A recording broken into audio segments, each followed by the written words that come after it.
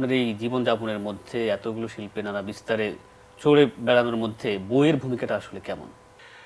আমার প্রথম পছন্দের লেখক ছিলেন শরৎচন্দ্র চট্টোপাধ্যায়, পরে রবীন্দ্রনাথ ঠাকুর। এরপরে মাঝামাঝি সময়ে আমি যখন দেখলাম যে রবীন্দ্র সাহিত্যের পরেও আরও বেশ কিছু লেখক আছেন, তাদের লেখা আমি পড়া শুরু করি।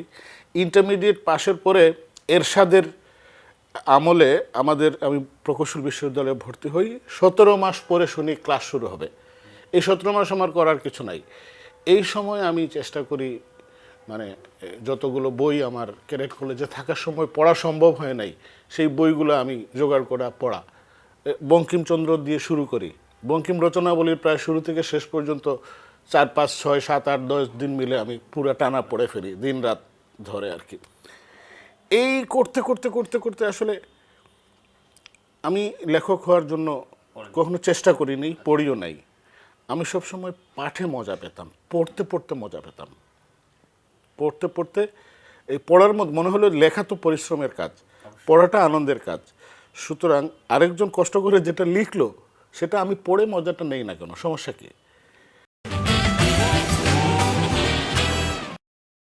আচ্ছা সাগর ভাই, আপনার এই যে দীর্ঘ পাঠ, সেটা লেখক হওয়ার জন্য না, আনন্দ পাওয়ার জন্য যে পাঠ, সেই যে শুরু, এরপর আজ পর্যন্ত যে এত এত বই পড়লেন, আমরা যদি সেখান থেকে কয়েকটা বইয়ের নাম জানতে চাই যেগুলো আপনার চিন্তায় তুমুল বদলে দিয়েছে আপনাকে।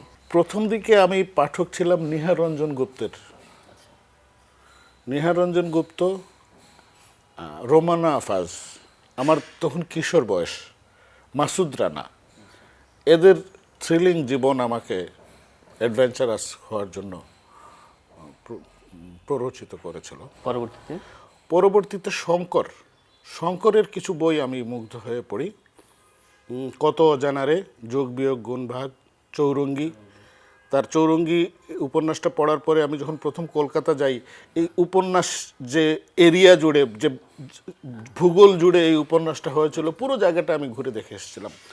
এখনও আমার সাথে তার দেখা হয় নাই, অনেকবার চেষ্টা করেছিলাম, তিনি অসুস্থ। শঙ্কর, ওনার সাথে মণিশঙ্কর, ওনার সাথে আমার কখনো দেখা হয় নাই। এরপরে সুনীল গঙ্গোপাধ্যায়,